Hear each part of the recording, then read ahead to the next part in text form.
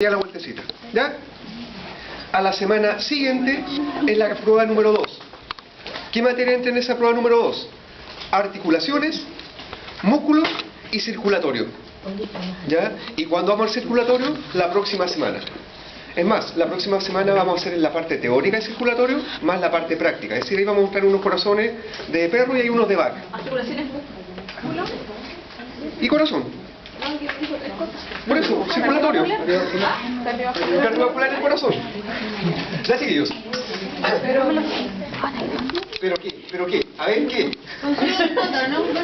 La esta y la otra. La otra y la otra. La que viene un control, que es una gincana que vale de las 4. Ojo, no se olviden que de las 4 gincanas, que son los 4 controles, el promedio de ellas vale solamente un 10%.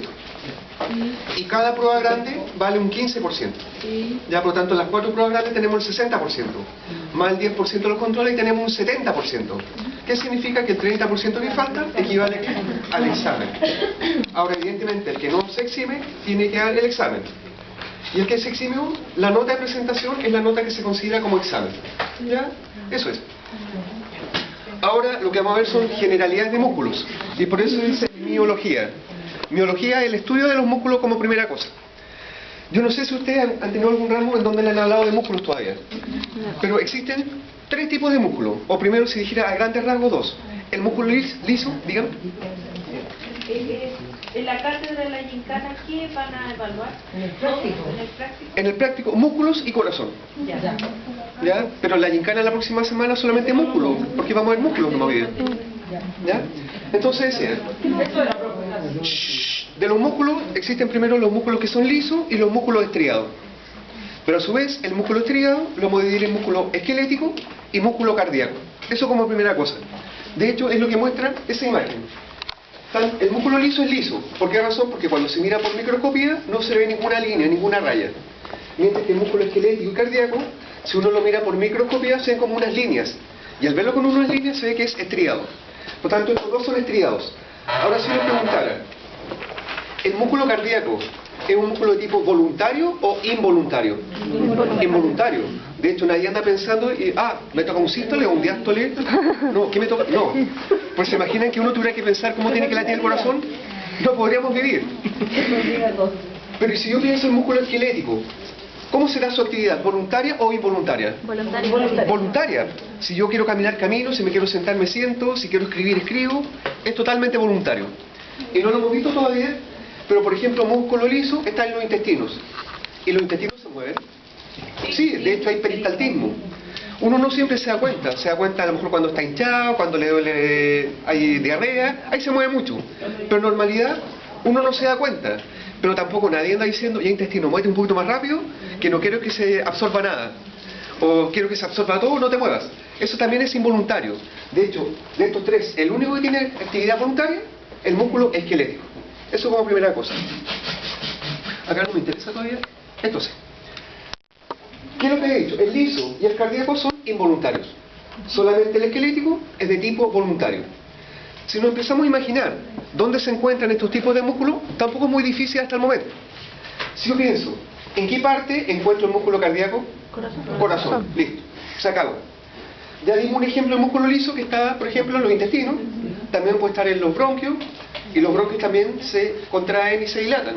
Pero tampoco nadie anda diciendo, ya bronquios, quiero que entre más aire, dilátense. No, si eso también escapa de la voluntad. Y si yo le pregunto el músculo esquelético, ¿dónde se encuentra? Asociado con el esqueleto. Por eso se llama músculo esquelético. Ahora la pregunta es la siguiente. ¿El músculo esquelético estará relacionado solamente con el esqueleto o también pueden existir algunas excepciones? ¿Y cuáles son? Primero, si hago la siguiente pregunta. Un rumiante. ¿Por qué es rumiante? Porque tiene rumen, primero que nada. Así de simple, porque tiene rumen. ¿Y qué cosa es el rumen? No, no es uno de los estómagos. No, el rumen es un compartimento del estómago de los bovinos. Y digo bovinos, pero de los rumiantes en general. Es decir, el estómago es uno solo, que tiene un rumen, retículo, omaso y abomaso, y todo eso es el estómago. Cuando la gente habla del estómago verdadero y estómago falso, es mentira. Si todo el estómago es de verdad, todo es verdadero. ¿Ya? Y hablar de preestómagos tampoco, si todo eso es estómago. ¿Y qué es la rumia entonces? Si el rumen es esa parte del estómago, ¿qué es la rumia? Cuando devuelve el alimento del estómago a la boca. ¿Y por qué? Porque tiene que remasticarlo. ¿Y por qué tiene que remasticarlo? Porque cuando tragó el pasto por primera vez, lo masticó en forma incompleta y tragó mucho pasto que estaba entero. Entonces ese pasto no puede seguir su recorrido y tiene que devolverse a la boca de nuevo. ¿Y por dónde se devuelve? Por el esófago, ¿ya? Ahora, ¿qué quiero decir con esto? El esófago no es completamente de musculatura esquelética. De hecho, la mayor parte del esófago es musculatura lisa. Por tanto, si es lisa, quiere decir que es involuntaria. Pero si yo les preguntara, ¿una vaca va a rumiar en forma voluntaria o lo hace en forma involuntaria? Voluntaria. De hecho, la vaca decide cuándo va a devolver el alimento. Es decir, si yo tengo una vaca que está acostumbrada a que siempre la vayan a ver alumnos, a la vaca le da lo mismo y va a rumiar estando uno ahí. Pero si una vaca que no está acostumbrada, va a dejar de hacerlo hasta que toda la gente se vaya y recién ahí va a devolver el alimento. Ahora, si yo asumo que esto es el rumen y me doy el esófago, no significa que todo el esófago es esquelético, solamente la parte que está llegando al rumen. Entonces, cuando ya se inició esta devolución de alimento a la boca, aunque el resto del esófago sea musculatura lisa, ya se generó el impulso. ¿Ya? ¿En qué otro lugar encontramos musculatura esquelética? También está en digestivo.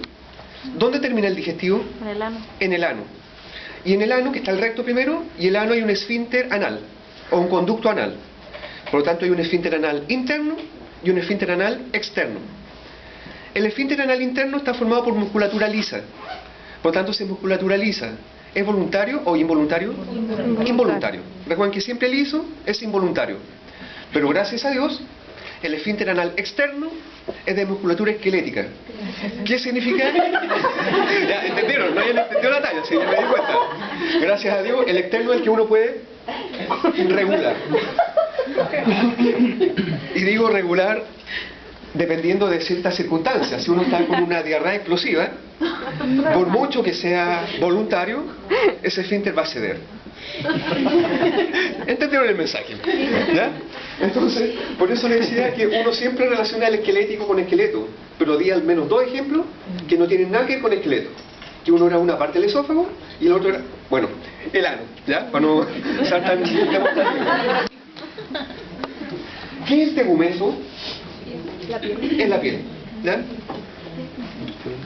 Después, ¿qué significa? Yo sé que esto es histológico, la cantidad de núcleos que tengan o dónde se ubican dentro de la célula, pero igual es bueno que lo manejen en este momento. Independiente que después van a tener un ramo que se llama histología y van a ver todo esto con detalle, pero hacer un avance. Primero el músculo liso, la ubicación de esos núcleos es de ubicación central. Es decir, si está la célula, justo en el centro está el núcleo y es uno solo. ¿Ya? Por tanto, no podemos ni confundirlo ni con cardíaco ni con esquelético. ¿Por qué razón? Porque el músculo cardíaco tiene por lo menos dos núcleos. Nunca va a tener uno. Y estos núcleos también son de situación central. A diferencia del músculo esquelético, que es multinucleado. ¿Qué significa que sea multinucleado? Que tiene muchos núcleos. Y estos núcleos no están en el centro, sino que están en la periferia de la célula. ¿Ya? Entonces, histológicamente, podemos ver, mirando los núcleos, a qué tipo de célula corresponde. Si es una célula de músculo liso, si es cardíaco o esquelético. Ahora, ¿qué significa cuando uno habla del tipo de contracción? Ya vimos, o no lo hemos visto todavía, ¿han visto cuando estos tipos levantan estas tremendas pesas? Y llegan hacia arriba. Cuando llegan arriba, ¿demoran mucho tiempo o lo hacen rápido? Rápido, una acción rápida. ¿Pero duran mucho tiempo con la pesa arriba? No. Entonces, ¿eso qué está diciendo? Que es una contracción rápida, pero de corta duración. Si nos vamos al músculo liso, que está en los intestinos, generalmente nosotros no nos damos cuenta cómo se mueven nuestros intestinos, porque pasan desapercibidos, por decirlo de alguna manera. Por tanto, si les preguntara ahí, ¿la contracción es rápida? No, tal como dice, es una contracción lenta, pero se mantiene en el tiempo. De hecho, siempre se está moviendo, aunque uno no se dé cuenta. Y si yo les preguntara, ¿el corazón, su contracción tiene que ser por un ratito o tiene que ser continua? Continua, tiene que ser permanente. Y cuando el corazón se contrae, es una contracción de tipo rápida. Y por eso dice, músculo cardíaco, su contracción es rápida, pero se mantiene en el tiempo. No podía ser rápida y de corta duración, porque el corazón latiría una vez, y ahí quedaríamos, ¡pip!, todos muertos. ¿Ya? Entonces, eso es lo que tienen que entender, porque lo contrario no estaría ninguno acá, bueno, yo tampoco. Después, ahora todo lo que vamos a hablar es solamente de músculo esquelético. Me olvido del corazón y del liso porque el corazón vamos a ver la próxima semana. ¿Ya? Ahora, estos músculos, que son los esqueléticos, son órganos. Primero que nada, ¿tienen que tener vasos sanguíneos? Sí, porque tiene que estar llegando sangre con oxígeno y tienen que estar saliendo venas que sacan la sangre desoxigenada, como primera cosa. Estos músculos tienen nervios. ¿De qué tipo? ¿Motor? ¿Sensitivo? ¿O mixto? ¿Por qué mixto? Porque cuando se duele la guarida, ¿entiendes? Ojo, pensemos ahora solamente en musculatura esquelética. Olvidemos del otro músculo. Si ustedes recuerdan, en algún momento se dijo que había un elemento que se llamaba aparato locomotor. Y el aparato locomotor tenía un componente pasivo y un componente activo. ¿Quién era el componente pasivo? Los huesos, el esqueleto. ¿Y los esqueletos se movían por sí solos? No. ¿Quién hacía que se movieran? Los músculos. Entonces decíamos que los huesos eran el componente pasivo y sus nervios eran solamente de tipo sensitivo, porque los huesos duelen. Pero por otro lado están los músculos. ¿Y los músculos duelen? Duelen también. ¿Pero se mueven? Sí, de hecho los músculos hacen que se mueva el esqueleto. Entonces si uno les preguntara ¿qué tipo de nervios tienen los músculos? Mixtos. Componente sensitivo, pero también componente motor. ¿Ya? Después dice que se puede unir directamente o indirectamente a los huesos. Cuando digo indirectamente es a través de tendones. Más ratito vamos a hablar de los tendones, ahora no aporta mucho eso. ¿Y qué funciones tendrán los músculos? ¿Para qué sirven? ¿Para qué sirven los músculos? ¿Qué? Para mantener la forma. Ya, mantener forma. ¿Los músculos se contraen? Sí. Permite la locomoción. Bueno, permite la locomoción. Si recuerden que era la parte activa. Ahora, obviamente protegen cuando veamos los músculos abdominales lo que está dentro, que son todas las vísceras abdominales en el caso de los músculos abdominales. Ahora, ojo, siempre los libros hablan de contracción muscular. Con estricto rigor, los músculos no se contraen. ¿Qué quiero decir con esto? No sé si han escuchado hablar alguna vez que los músculos tienen miofilamentos de actina y de miosina. Y estos miofilamentos están entrelazados. Y cuando se produce un deslizamiento, hace lo siguiente. Por tanto, si hace ese deslizamiento, ¿el músculo se alargó o se acortó? Se acortó. Y eso es lo que llaman contracción muscular. Y lo contrario es vuelve a la normalidad y el músculo nuevamente se extiende, se alarga. Pero no es realmente una contracción, aunque en todos los libros habla de contracción muscular. ¿Ya? Pero simplemente es por el deslizamiento de los miofilamentos de actina y miosina. Pregunta, cuando un animal muere, digo animal pero podría ser humano también, ¿qué pasa con los músculos? Se relajan. Se ponen rígidos. ¿Se relajan? Se ponen bien. El animal se murió y al ratito después o a la hora después queda totalmente rígido. Totalmente rígido. Eso se llama rigor mortis o rigidez cadavérica. ¿Y por qué sucede? ¿Por qué sucede? Porque los miofilamentos de actina y de miosina hacen como que se están contrayendo, pero como el animal está muerto, queda anclado. ¿Hasta cuándo dura eso? Hasta que se acaba la energía y el ATP y la creatinina y todo. Y cuando se acaba, el músculo nuevamente se relaja y queda blandito, por decirlo de alguna manera. Por esa razón, cuando uno sacrifica un animal pensando en matadero para comerlo como carne, el animal no sale inmediatamente a la venta. Queda en una cámara frigorífica, por lo menos por un día, para que todo este proceso desaparezca y la carne madure. Y ahí quede blandita de nuevo. Porque de lo contrario, a lo mejor puede ser un animal de muy buena calidad, pero al no tener este proceso, la carne va a estar dura. Y eso como producto final es una carne de mala calidad. ¿Ya? Entonces, ahora, ¿qué es? ¿Alguien sabe lo que es el tono muscular?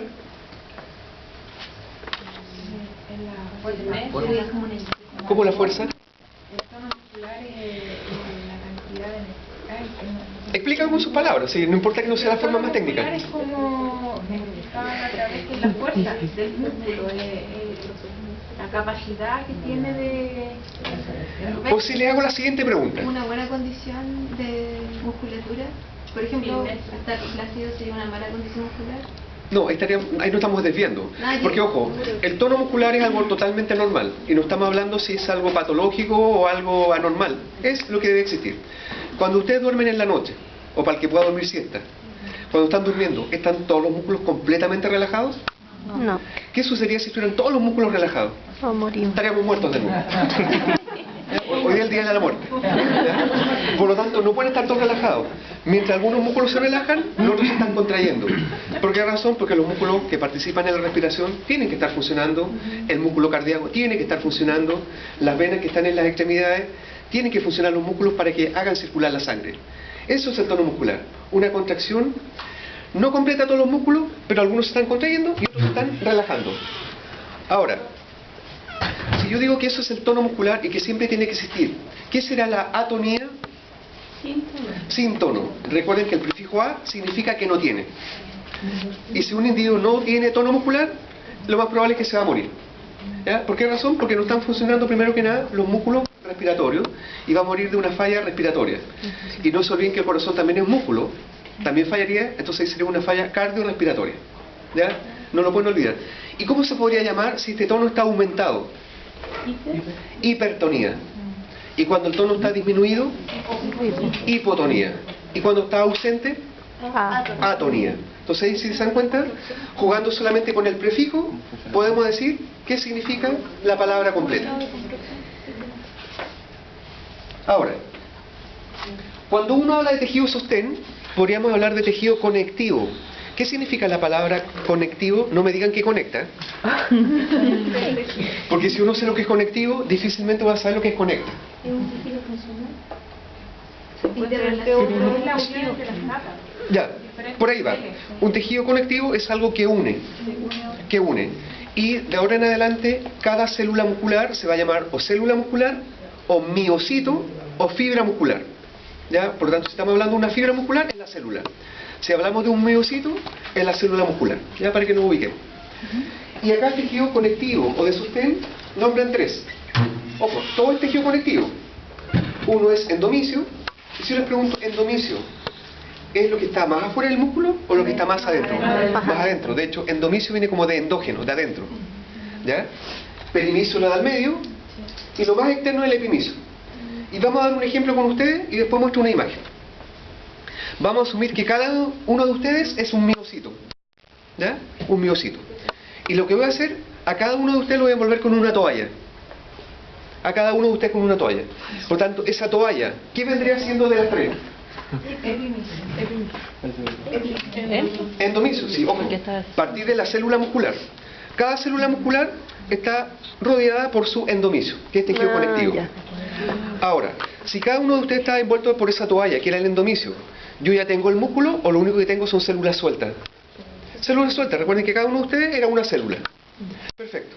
¿Qué hago ahora? Busco una toalla más grande y a esta primera fila lo envuelvo todo en una toalla grande, segunda fila también, tercera fila también, cuarta fila también. Esa capa ahora que está envolviendo a muchas células se va a llamar perimicio. Y si yo les preguntara ahora en este momento, ¿generé una unidad o todavía no? Todavía no, porque lo que tengo son grupos de células. ¿Y qué hago ahora? Busco una toalla gigantesca y todos nos envolvemos con la toalla. ¿Ya? Y cuando todos nos envolvemos con la toalla, ahí se puso buena la cosa. Cuando todos nos envolvemos con la toalla, ¿generé una unidad? Sí. Y ese tejido que está rodeando ya a todas las células del grupo de las células se llama epimicio. Si esto mismo yo lo trato de mostrar con un dibujo, cada una de estas es una célula muscular, es decir, un miocito o fibra muscular. Y ojo, hay miocitos que pueden medir hasta 30 centímetros de longitud, son bastante grandes. Y aquí se hizo un corte transversal. Y si se dan cuenta, cada uno de ellos está rodeado de algo blanquito. ¿Se ve eso? Eso blanquito que está ahí, ¿qué debería ser? Endomicio. Porque recuerden que el endomicio rodeaba a cada una de las células musculares. Si se dan cuenta, este es un grupo ahora de células y está rodeado de esto blanco. Esto tiene que ser el perimicio, porque ¿qué hacía el perimicio? Rodeaba grupos de células. Y si se dan cuenta, esto es perimicio, perimicio, perimicio, todo eso es perimicio. Pero ¿qué hay después? Hay un tejido conectivo que rodea por fuera, que es todo esto blanco de acá, ¿se ve? Y aquí ya generé la unidad. Por tanto, ¿cuál es el tejido más externo? El epimicio. El epimicio. Es que aquí está al revés, por eso, ¿ya? El epimicio. Ya, recuerden, siempre endomicio viene de endógeno, de adentro.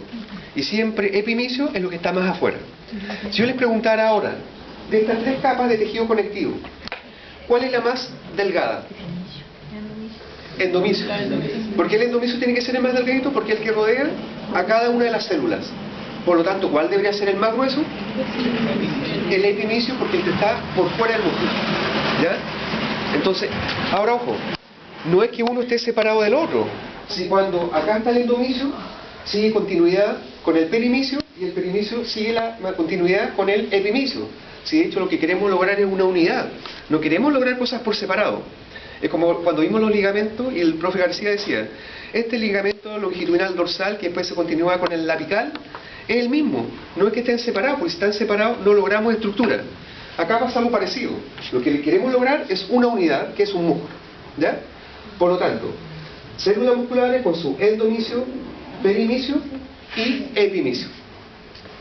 Si muestro otra imagen, nuevamente lo mismo. ¿Qué debería hacer esto que sea rojito? Las células que se llamaban ¿cómo? Miocito o fibra muscular o célula muscular. ¿Qué sería lo blanquecino que lo rodea? Endomicio. ¿Qué sería esto blanquecino? ¿Y lo de afuera? Epimicio, perfecto.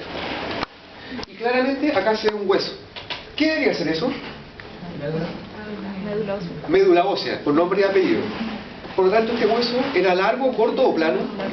Largo, porque claramente se ve que tiene canal medular. Y si yo digo que esto es el músculo, esto es el hueso, esto corresponde a los tendones que tienen los músculos. Ahora pregunta, ese tendón es de tejido fibroso. Por lo tanto, si es de tejido fibroso, ¿es extensible o inextensible? Inextensible. De hecho,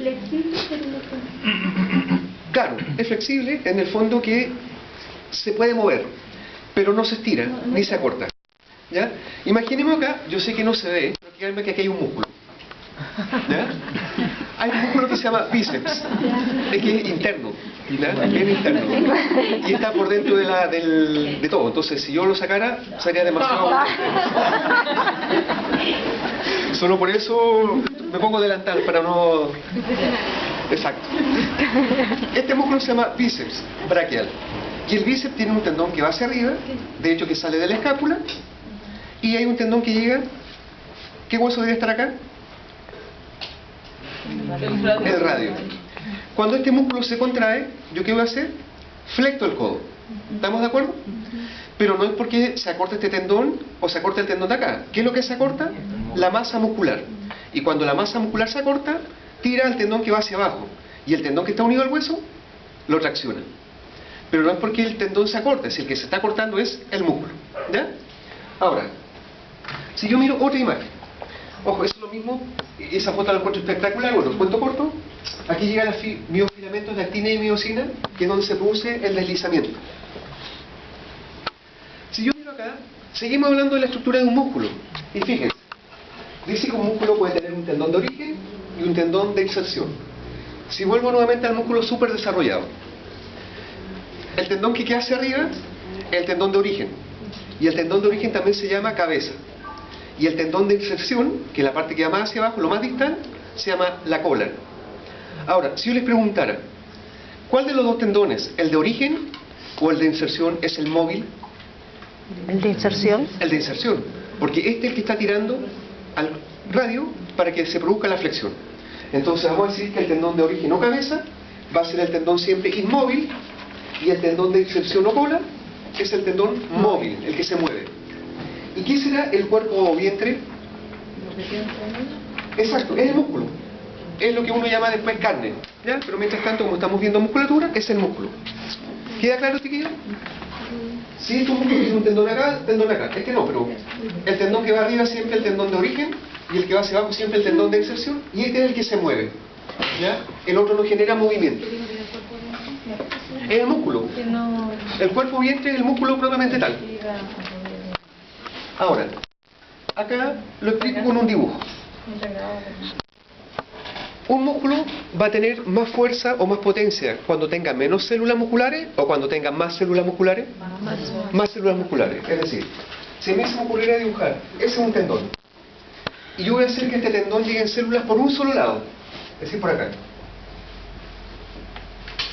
Este tendón o este músculo se va a llamar unipinado. ¿Por qué unipinado? Porque ¿por dónde están llegando sus células? Por un solo lado. Si yo este tendón hago que llegue por los dos lados, va a ser bipinado. ¿Por qué bipinado? Porque está llegando por los dos lados. Y aquí hago la siguiente pregunta. ¿Cuál músculo va a tener más fuerza? ¿El unipinado o el bipinado? Bipinado porque tiene mayor cantidad de células. Y si digo que células por todos lados, ¿ya? Como un árbol de Navidad que hay ramas por todos lados. A ese lo vamos a llamar multipinado.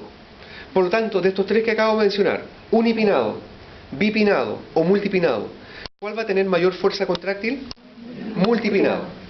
Y ahora voy a tirar una aceleración y quiero que ustedes me digan si es verdadera o falsa. La fuerza o potencia de un músculo es inversamente proporcional a la cantidad de células musculares. ¿Perdón? Falso. ¿Por qué es falso? Porque es directamente. Cuando yo dije inversamente, quería decir que el músculo tiene más fuerza mientras menos células tenga. ¿Y cómo debería ser? La fuerza o potencia de un músculo es directamente proporcional a la cantidad de células musculares. Es decir, mientras más células, más fuerza. ¿Ya? Y ojo, muchas veces hemos tirado esas preguntas, no sé si ahora estará de nuevo o no, pero se equivocan, porque no entienden el concepto de directamente o indirectamente. Pero póngala porque ya entendí. ¿Ah? Póngala porque ya entendí. Ah, ya. Profe, ¿cómo se llama lo que era? ¿El A cómo se llama? No, es que yo partí de acá para allá. El de acá no lo he nombrado todavía. Acá es unipinado, bipinado y multipinado. Ojo, tienen otros nombres, pero no me interesa. El de acá lo único que está diciendo es que es un músculo fusiforme. Fusiforme que tiene forma de uso. No sé si ustedes vieron alguna vez cuando la abuelita de uno sacaba la lana de la oveja y después la hilaba. Esa cosa que da vuelta, que tiene esa forma. La lana se enrolla y uno lo hace girar. Entonces la lana se va torciendo y se va hilando. Cuando uno escarmena la lana de oveja, ya para poder tejerla. Pero obviamente, este músculo tiene menos fuerza que el unipinado, menos que el bipinado y mucho menos que el multipinado. ¿Ya? Ahora, ojo, si no es que en la prueba le vayamos a preguntar, dígame, el bíceps braquial es esto, no, si esto es solamente un concepto general. ¿Ya? Ahora, los músculos también se denominan inserción carnosa y tendínea. ¿Tendínea qué tiene que ver? Tendones. ¿Cuál podría ser uno de inserción carnosa? Osteología de nuevo. ¿Cómo se llamaban las fosas que estaban en la cara lateral de la escápula? Cara lateral, Supraespinal. supraespinosa e infraespinosa. ¿Ya? Y si esta fuera la fosa supraespinosa, el músculo se pega directamente. Eso es inserción carnosa, porque no hay tendón de por medio, se pega la masa muscular directamente. Distinto es que abajo tenga un tendón, pero ¿cómo se pega el hueso? En forma directa. Después, ¿cómo se pueden describir los músculos? Según la forma que tengan. Y fíjense, va a haber un músculo que está alrededor del ojo y otro que está alrededor de la boca. Son músculos definitivamente que funcionan como esfínter. Esfínter es algo redondo que cuando se contrae, ¿qué hace? ¿Se achica o se agranda? Se achica. ¿Dónde ya vimos al principio un músculo esfínter? En el ano. ¿De acuerdo? Acá hay un orbicular. Orbicular significa que está rodeando. Orbicular del ojo y orbicular de la boca o de los labios, u orbicular oral. ¿Por qué oral? Porque estamos hablando de la cavidad oral. ¿Qué pasa si el orbicular del ojo se contrae? ¿Cierro? ¿Así? ¿Se abre? Ojo, es un esfínter. Pero no se cierra completamente. De hecho, cuando un animal, pensamos en un perro, va a pelear, no puede cerrar los ojos. Si cierra los ojos, ¿cómo va a pelear? Pero lo que hace, disminuye el campo visual para protegerse los ojos, pero deja así. Pero sí puede ver. ¿Por qué la idea? Porque tiene que ver. ¿Y para qué servirá el orbicular de la boca? No, porque si no abre. Si cuando se contrae, un orbicular se achica. No puede abrir. ¿Lo usará cuando un cachorrito está tomando leche? ¿Cuando está succionando? Para succionar. Obviamente. ¿Y uno cuándo lo puede usar también cuando se...?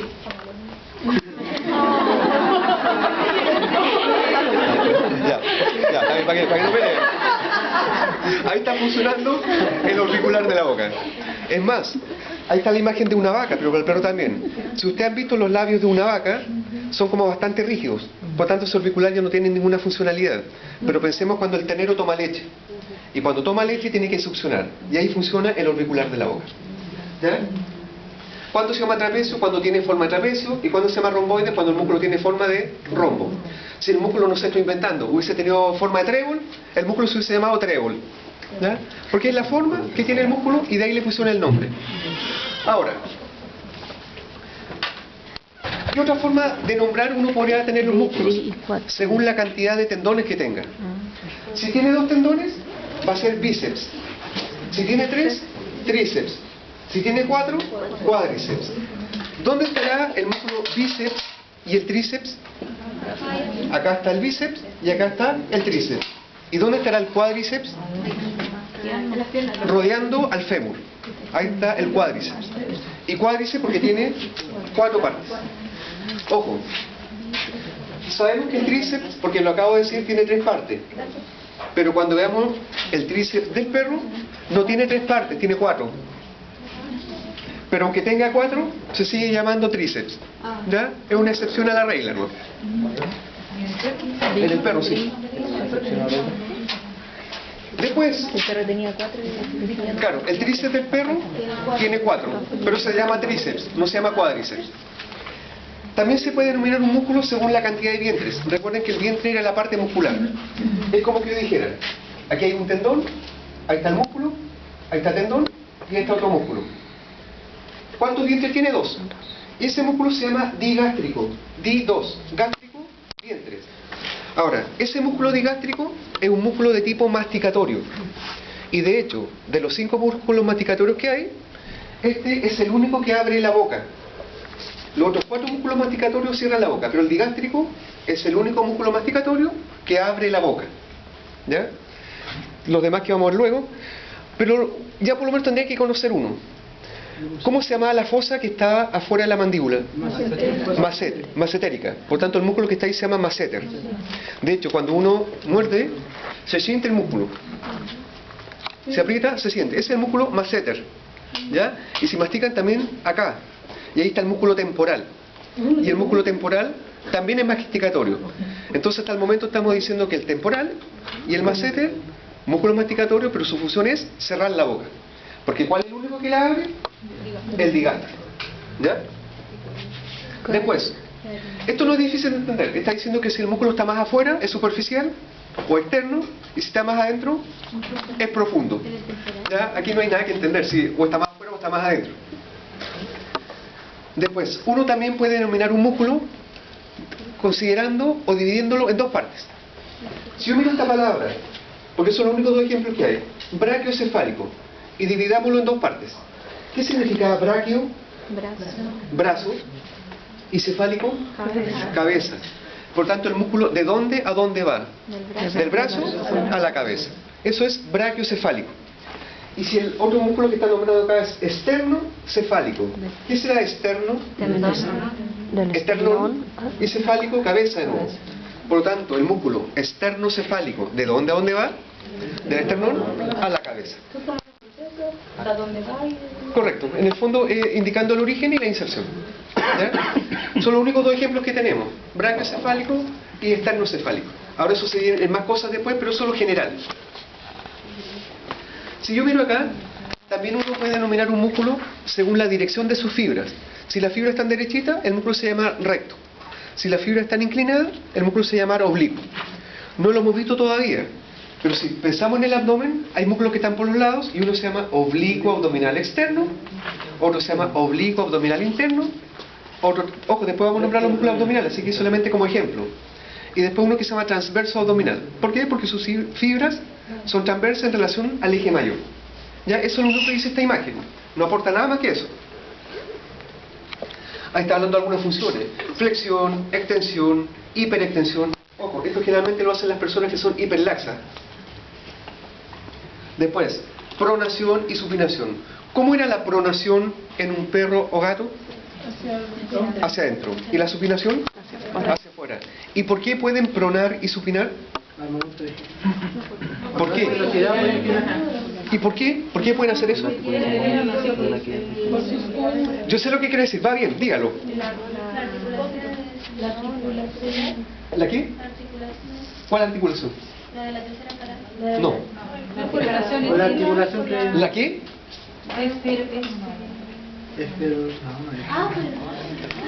¿Qué huesos están aquí? El radio y el cúbito. ¿Y están pegados o están articulando por arriba y por abajo? Articulan por arriba y por abajo. Y si ustedes recuerdan que había una cabeza radial y hay un proceso cononoideo medial y lateral del cúbito y que hacía esto, giraba. Eso permitía pronar y supinar. Mientras que si pensamos en una vaca y en un caballo, el radio y el cúbito están fusionados. Parcialmente no están fusionados. Fusionados significa que están pegados. Si el radio y el cúbito en el caballo y la vaca están pegados, ¿se pueden mover entre sí? No, y por esa razón una vaca y un caballo no pueden ni pronar ni supinar. ¿Ya? Bueno, ¿qué era la circunducción cuando pasaba por este movimiento? ¿Qué movimiento era este? Flexión, extensión, abducción, aducción. Y cuando pasaba por esos cuatro movimientos, uno da una circunducción. Bueno, ahí está la aducción, abducción. Ahora, ¿qué significa esto? Partamos con los agonistas. Vamos de nuevo al ejemplo del músculo súper desarrollado. Acá hay un bíceps, ¿ya? Aunque no me crean, ese sí hay. Y un poquito más afuera hay otro músculo que se llama braquial. Si ustedes recuerdan, en el húmero había una cuestión que se llama surco músculo braquial. Pero los dos están por delante. Entonces, cuando ambos se contraen, la acción que yo ejecuto es flectar el codo. Entonces, ellos están participando en la misma función o funciones opuestas. La misma función. Por lo tanto, cuando dos músculos cumplen la misma función dentro de un mismo segmento, se denominan agonistas. ¿Ya? ¿Y por qué digo dentro del mismo segmento? Porque no puedo comparar este músculo de aquí con el de las piernas. Estamos hablando de este segmento. Ya, repito una vez más. Dos músculos son agonistas cuando cumplen la misma función dentro de un mismo segmento. ¿Ya? Perfecto. Ahora me voy al otro ejemplo que di antes. Recuerden, aquí está el bíceps y el braquial, y acá está el tríceps. Cuando estos músculos se contraen, yo estoy flectando el codo. Cuando estos se relajan y se contrae el tríceps, ¿yo qué hago? Extiendo el codo. Por lo tanto, bíceps y el braquial, ¿tienen la misma función que el tríceps? No, funciones opuestas. Entonces, vamos a decir que dos músculos son antagonistas cuando cumplen diferentes funciones dentro de un mismo segmento. ¿Ya? Repito, antagonista es cuando dos músculos cumplen diferentes funciones o funciones opuestas dentro de un mismo segmento. ¿Ya? El ejemplo anterior era bíceps y tríceps. Cuando dos músculos. El anterior agonistas era el bíceps braquial con el braquial. Eso era lo agonista. Y lo antagonista era el bíceps con el tríceps. Profe, ¿puede repetir lo que dijo? Yo cuando dos músculos... Pero ojo, chiquillos, si no memoricen. Si este músculo que está acá, mire para acá, mire para acá, mire para acá, mire para acá. Si este músculo que está acá se contrae, yo hago esto. Y después se contrae el de acá, hago lo contrario. ¿Estoy haciendo el mismo movimiento? A usted le pregunto, ¿sí o no? ¿Sí o no? ¿Ah? Porque está contrayendo. Porque uno está flectando el codo y el otro está extendiendo. Por lo tanto, la función que están realizando ¿es la misma o es diferente? Diferente. Y si es diferente, estamos hablando de antagonismo. Pero diferente dentro de un mismo segmento. Yo no puedo comparar esta flexión de aquí con la flexión de la rodilla, porque son sectores totalmente diferentes. Entonces, ¿qué será algo sinérgico? La integración de los... Exacto, la integración de ambos. Es decir, cuando ustedes escriben, ¿están participando solamente los músculos extensores? No, están participando músculos extensores y flexores. Si yo quiero caminar,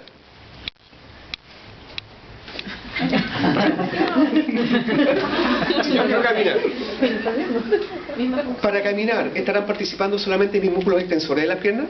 Los flexores también, porque si estuvieran solamente los extensores no podría caminar. Y si estuvieran solamente los flexores participando, estaría todo el rato, tampoco podría hacerlo. Entonces, cuando uno habla de algo sinérgico, es porque están participando antagonistas y agonistas para cumplir una función. ¿Cuál podría ser mi función? Escribir. ¿Cuál podría ser mi función? Caminar, correr. Esas son funciones que hacen ambos grupos de músculos, tanto agonistas como antagonistas. ¿Ya? Después, los músculos tienen anexos. Anexos, recuerden que era algo que complementaba, que ya no es músculo, es lo que rodea al músculo o protege de alguna manera. Vamos a decir luego. Aquí habla de una bolsa o bursa sinovial y de una vaina sinovial. Pero partamos por lo demás abajo. Dice retináculo. El otro día, con el profe García, vieron que estaba el húmero y tenía un tubérculo mayor y un tubérculo menor. ¿Están de acuerdo?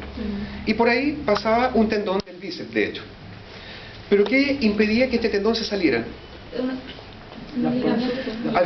Había un ligamento transverso del húmero, o transverso humeral. Y ese ligamento, de hecho, si ese fuera el tendón, y yo pongo aquí, que el ligamento transverso humeral impide que el tendón se salga. ¿Estamos de acuerdo? Sí. Ese ligamento transverso humeral corresponde a un retináculo. Así de simple, no es otra cosa, para que no se mareen con el nombre. En el fondo viene siendo el ligamento que impide que el músculo se salga. ¿O qué otro ligamento? ¿Ah? ¿Que el músculo se salga o qué otro No, ligamento? que el tendón, sí, ojo, si el tendón está ahí. Yo lo que no quiero es que el tendón se salga. Impide que el Por lo tendón tanto, el retináculo que era el ligamento transverso húmero. Por lo tanto, ¿qué hace? Ojo, este ligamento transverso húmero en el fondo es el retináculo, que impide que el tendón se salga de su posición. ¿Ya? Porque si ustedes recuerdan, el tubérculo mayor y menor no eran tan grandes, por lo tanto el surco no era tan profundo. Fácilmente el tendón se puede salir. ¿Cómo impidió que se salga? Poniendo algo que impida que se salga, que era el ligamento transverso humeral, que en el fondo es un retináculo. ¿Ya? Ahora, si yo me voy a la bolsa sinovial o bursa sinovial, porque ojo, cuando esta se inflama uno no habla de bolsitis, uno habla de bursitis. ¿Ya? Fíjense, esto es el hueso. Eso es el tendón que se cortó, ojo. No está a lo largo, sino un corte transversal. Si yo voy al mismo ejemplo, tubérculo mayor, menor, y este fuera el tendón, y el tendón estuviera en contacto directo con el hueso, ¿qué pasaría cada vez que el tendón se mueve? Roce. ¿Y qué podría pasar a la larga con el tendón? Se podría cortar. Entonces, ¿qué hay que hacer? Hay que protegerlo. ¿Cómo lo protejo? Interponiendo algo entre el tendón y el hueso. Y esto que estoy interponiendo es lo que está pintado acá amarillo, que corresponde a la bolsa o bursa sinovial. Por lo tanto, ¿la bursa sinovial protege al hueso o protege al tendón? Protege al tendón. Ojo, que les quede claro, la bolsa sinovial o bursa sinovial protege solamente a los tendones. No protege a nada más. No protege al hueso, no protege al ligamento, no protege el músculo, no protege la grasa. Protege tendones. Eso que les quede claro. Porque entonces se lo hemos preguntado en la prueba y ponen que protege el ligamento. No. Si no protege el ligamento, protege al tendón. ¿Ya? ¿Y qué hace la vaina sinovial? Todos han visto que las espadas se guardan como en un estuche. Ese estuche es la vaina. Por lo tanto, si una vaina está cubriendo completamente al músculo, en este caso al tendón, sí. Y si se dan cuenta, nuevamente, aquí está el hueso, ahí está el tendón, y esto amarillo es la vaina sinovial. Y ojo, no es que esté abierto ahí, sino ahí se cierra con un mesotendón, algo lo cierra.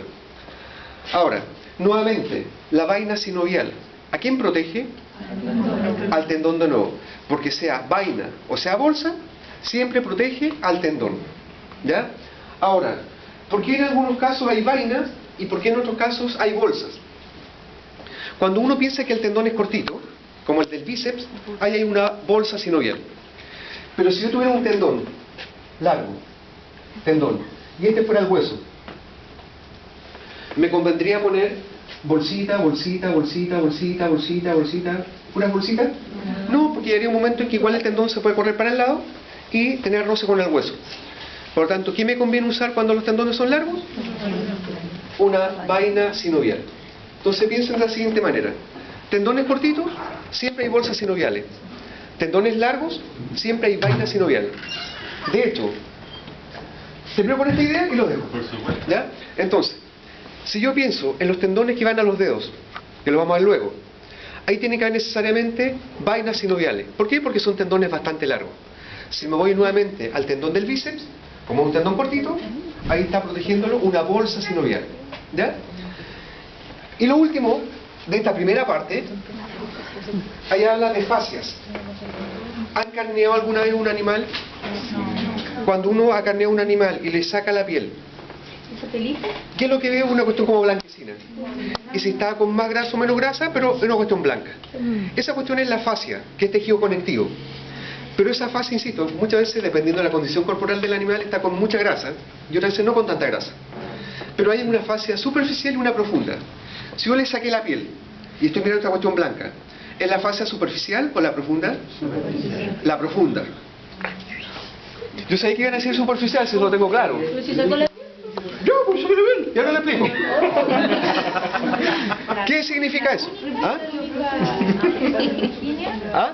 Hay una técnica sobre los testículos, no tiene nada que ver con No, no tiene que ver con eso. ¿Qué quiero decir con esto? Cuando uno saca la piel del animal, la fascia superficial queda unida a la piel. Por lo tanto, la fascia superficial se fue con la piel. Y lo que estoy mirándole al animal es la fascia profunda. Y ojo, no sé quién con la idea de que la fascia profunda está por fuera nomás. Se introducen los músculos, de hecho les da posición. Exacto, cuando posteriormente veamos las muestras que están ahí atrás, si los músculos se pueden ver porque el profe García los separó por las fascias.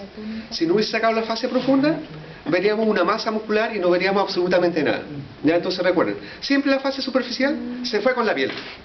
Lo que queda en el animal, aunque se vea que está por encimita, sigue siendo fascia profunda. Y de hecho, la fascia profunda también se llama aponeurosis contentiva. ¿Qué significará la palabra contentiva? Te contenta. No es que esté contenta, no es que esté feliz. ¿Ya? No es que esté, oh, la fascia, estoy feliz. No, para nada. Que mantiene en el lugar, que mantiene en posición. ¿Ya? Y obviamente, la que está más encima, digamos, para no decir superficial, para que no se confundan, no es, pero es la que se está metiendo entre los músculos. Entonces quiere decir que el bíceps tiene que estar en ese lugar, porque la fascia lo mantiene en ese lugar. No es que el bíceps esté aquí, después esté por acá o esté por allá. ¿Quién lo mantiene en posición? Esa fascia que es tejido conectivo. ¿Ya?